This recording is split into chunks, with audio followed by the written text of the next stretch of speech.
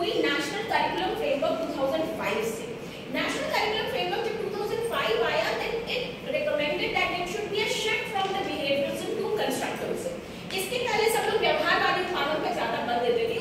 ये national curriculum framework ने कहा कि नहीं, कंस्ट्रक्टिविज्म की तरफ हमको शिफ्ट होने की जरूरत है। And the NCF states that there is a need to recognise the child as a natural learner and knowledge as the outcome of the child's own activity. पहली चीज तो ये कह रहा है कि अब इस समय ये आवश्यकता है कि हम विद्यार्थी को एक प्राकृतिक लर्नर की तरह करें।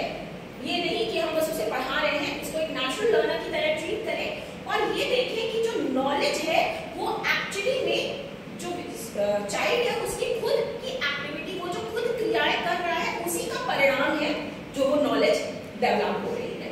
तो ये एक्चुअली में कहने की बात यहाँ पर ये आ जाती है दैट द लर्निंग एनवायरनमेंट का रोल एम्फसाइज करिकुलम फ्रेमवर्क ने किया। It says that learning environment should be created, such a learning environment should be created where students can construct their own knowledge, develop their capacities and remain as active learners। इस तरीके का हम वातावरण create कर दें कि student खुद अपने नॉलेज को कंस्ट्रक्ट कर ले, अपनी कैपेसिटीज को एनहांस करे और सक्रिय भूमिका में रहे। अब NCF gave importance to the method of learning of the child। NCF ने कहा कि जो मेथड ऑफ लर्निंग है, किस तरीके से वो सीखेगा, वो बहुत इंपॉर्टेंट है। तो actually it says that how a child learn is more important than what a child learn। बच्चा क्या सीखता है ये महत्वपूर्ण नहीं है, बल्कि बच्चा कैसे सीखता है वो ज्यादा इंपॉर्टेंट है। नेक्स्ट, अब क्योंकि अभी हम लोगों ने कंस्ट्रक्टिविज्म की जितनी अभी तक बात की, जो बेसिक मैंने बैकग्राउंड तैयार कर दिया आपके लिए कि क्या है constructivism, and now if we talk about the definitions, अलग अलग लोगों की इस पे लेके अलग अलग राय आई। Like Piaget he said that constructivism is a system of explanation of how learners adapt and refine knowledge.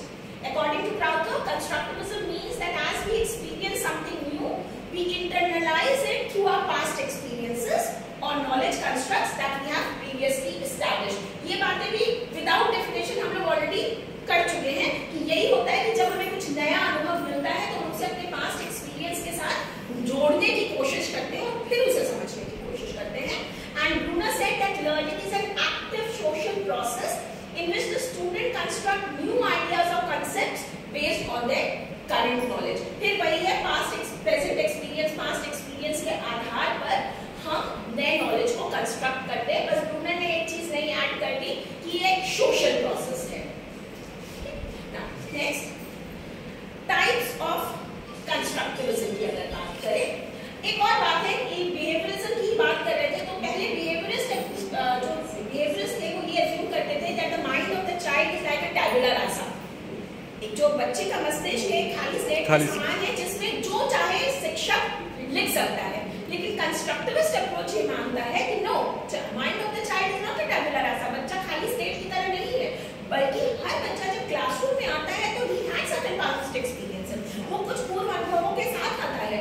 खाली स्लेट नहीं है कि हम जो चाहे लिख दें, बल्कि हम जो भी लिखेंगे वो उसके पूर्व अनुभवों के आधार पर वो उसको समझने की कोशिश करेगा। ना टाइप्स ऑफ कंस्ट्रक्टिविज्म की बात करें तो चार तरीके का कंस्ट्रक्टिविज्म हमें देखने को मिलता है। Cognitive constructivism, social constructivism, radical constructivism and humanistic constructivism. First we talk about the cognitive constructivism. Next please. Cognitive constructivism को दिया था पियाजे। कॉग्निशन की जहाँ भी बात आती है सबसे पहले नाम पियाजे का ही आता है, तो यहाँ पर भी सबसे पहले पियाजे ही आए। तो पियाजे इसके मेन प्रोपोगेटर थे और उनका ये मानना था that individual learn best when they actively construct knowledge by their own understanding। और यहाँ पर जब खुद की नॉलेज कंस्ट्रक्शन हो रहा है तो इसका मतलब है कि जब पियाजे की बात करें तो पियाजे ने स्टेजेस ऑफ डेवलपमेंट की बात करी। There are 4 stages of development according to पियाजे, the sensory motor stage, pre operational, complete operational, formal operation. तो पियाजे ने ये कहा कि जैसे जैसे जो स्टूडेंट है, जो बच्चा है, जब इन स्टेजेस से आगे बढ़ता है या इन स्टेजेस में रहता है तो हर स्टेज में वो अपने खुद की सीमास बनाता है, एसिमिलेशन, एकोमोडेशन, एक्यूरिएशन करता रहता है। ये सब पढ़े हुए हैं। तो वो जो स्कीमा क्रिएट कर रहा है, एसिमिलेशन, एकोमोडेशन, एक्यूरिएशन कर रहा है, तो एक्चुअली में उन सारे प्रोसेस से वो अपने लिए कर रहा है। दिस वाज अकॉर्डिंग टू पियाजे। और पियाजे का ये मानना था कि अगर हम सच में कुछ चीज सीखना चाहते हैं, we really want to learn something, that we have to act on it. जब तक करेंगे नहीं हम नहीं सीख पाएंगे। तो acting is more important and acting means you have to remain active, खुद को सक्रिय भूमिका में रखना पड़ेगा। और क्योंकि यहाँ पे सक्रियता की बात आती है तो इसका मतलब ये हुआ कि अगर हम सच में कुछ सीखना चाहते हैं तो दैट मीन्स दैट हमको उसको मॉडिफिकेशन करने की जरूरत है, हमें उसे चेंज करना पड़ेगा, ट्रांसफॉर्म करना पड़ेगा। और जब चेंजिंग करेंगे, ट्रांसफॉर्मिंग करेंगे तो हम तब एक्चुअली में उस प्रोसेस को समझ पाएंगे और हम खुद अपने नॉलेज का कंस्ट्रक्शन कर पाएंगे। अब अगर इसी कॉन्टेक्स्ट में ही बात करें तो कन्फ्यूशियस ने कहा है that I hear and I forget, I see and I remember, I do and I understand। इसका मतलब कि अगर हम किसी चीज को सुनते हैं, सिर्फ सुनते हैं तो हम भूल जाते हैं, अगर हम देखते हैं तो याद रखते हैं, लेकिन अगर हम किसी चीज को करते हैं तब एक्चुअली में हम उसके बारे में समझ विकसित कर पाते हैं। तो पियाजे यही कह रहे हैं कि if we really want to learn something, we have to actively work on it। जब तक करेंगे नहीं समझ विकसित नहीं हो पाएगी। अभी इसमें है तो फिर नेक्स्ट चलिए। तो दिस वाज कॉग्निटिव कंस्ट्रक्टिविज्म, जो ये कहता है एक्टिवली इन्वॉल्व होंगे तभी सीख पाएंगे, खुद वर्क करना है।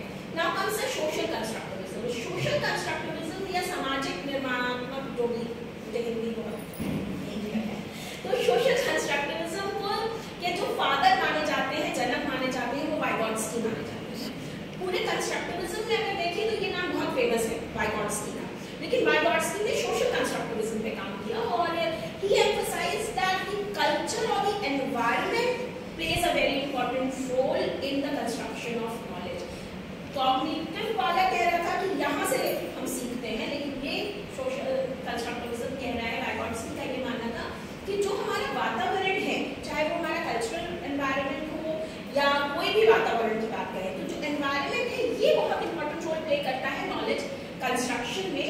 दैट मीन्स कि जो सीखना है वो एक उनके accordingly it is a social interaction, it is a result of social interaction. सामाजिक अंतःक्रिया का ही परिणाम सीखना है। Ma'am, it means language plays a important role in learning. Interaction की बात करें तो लैंग्वेज आएगा ही, चाहे हम विदाउट लैंग्वेज भी इंटरैक्शन कर सकते हैं। Although interaction is not based on language, but yes it is a component of language. So next one he said that learning is social and it is a result of social interaction.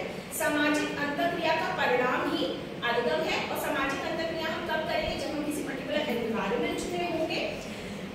That means इसका मतलब ये हुआ कि क्यों ये कह रहे हैं social interaction, because he believe that man is a social animal. हम सभी एक सामाजिक प्राणी हैं और जब भी हम सोसाइटी में रहते हैं, जब भी हम लोगों के साथ रहते हैं, तो बट ऑब्वियस है कि हम इंटरैक्शन करेंगे, हम अंतःक्रिया करेंगे। अंतःक्रिया करने का मतलब है कि हम अपने आइडियाज शेयर करेंगे, दूसरों की बातें सुनेंगे, अपनी बातें दूसरों से कहेंगे। और जब ये इंटरैक्शन होगा, आपस में अंतःक्रिया होगी, तभी as a result of that interaction जितने भी मेंबर्स हैं उस सोसाइटी के, उन सब की खुद की अंडरस्टैंडिंग डेवलप होगी, विकसित होगी और उसी से हम चीजों को सीख जाते हैं। फिर ये ट्रेडिशनल से अलग हो गया। अभी हम लोग फिर अभी ट्रेडिशनल मोड में है कि मैं बोल रही हूँ, आप सुन रहे हैं, लेकिन सोशल कंस्ट्रक्टिविज्म की बात करते तो वो ये कहते हैं कि हम आपस में इंटरैक्शन करते, हम बातचीत करते, हम अपने आइडियाज बताते, आप अपने आइडियाज बताते, और फिर उन आइडियाज के शेयरिंग के थ्रू दैट इंटरैक्शन हमारी नॉलेज डेवलप हो जाती है।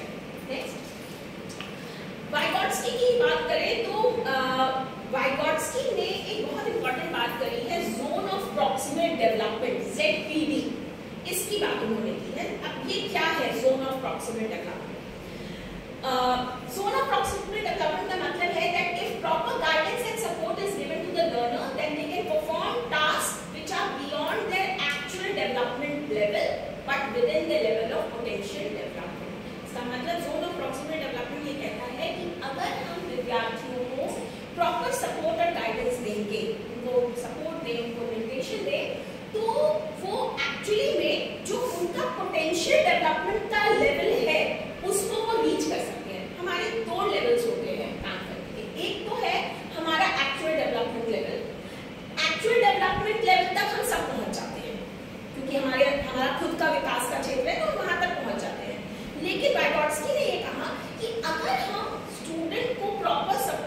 गाइडेंस दे, तो उस प्रॉपर गाइडेंस और सपोर्ट की वजह से जो स्टूडेंट है वो अपने जो एक्चुअल डेवलपमेंट का स्तर है, मान लीजिए वो यहाँ तक पहुँच अपने आप पाता है, अपने आप ही पहुँच रहा है, लेकिन अगर हम उसे प्रॉपर सपोर्ट और गाइडेंस देंगे तो वो यहाँ से ऊपर भी जाएगा, लेकिन ऊपर कितना जाएगा, उसका जो पोटेंशियल डेवलपमेंट लेवल है वहां तक वो रीच कर सकता है। लेकिन हमको जब तक गाइडेंस और सपोर्ट नहीं मिलता तो हम अपने एक्चुअल डेवलपमेंट लेवल को भी शायद नहीं रीच कर पाते या कर भी गए, लेकिन अगर हम उससे भी आगे बढ़ना है तो हमको टीचर का सपोर्ट और गाइडेंस की जरूरत पड़ेगी।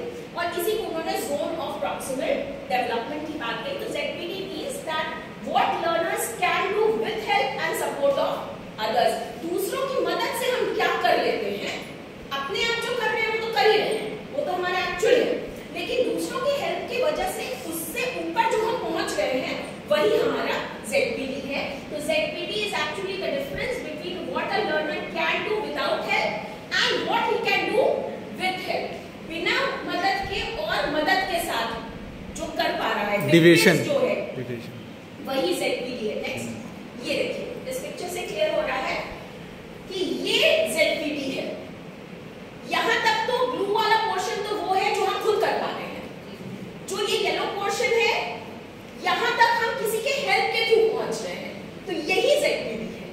ये जो डिफरेंस है, मैंने आपसे कहा ना लास्ट लाइन का it's a difference between what we can do with help and what we can do without help. तो बिना ये जो डिफरेंस है वही ZPD है। और इस ZPD के लिए, इस जोन ऑफ प्रॉक्सिमल डेवलपमेंट के तक पहुंचने के लिए what the student needs, it is the support and help from the teachers. और टीचर को as a facilitator, as a supporter help करने की जरूरत पड़ेगी। चलिए नेक्स्ट प्लीज।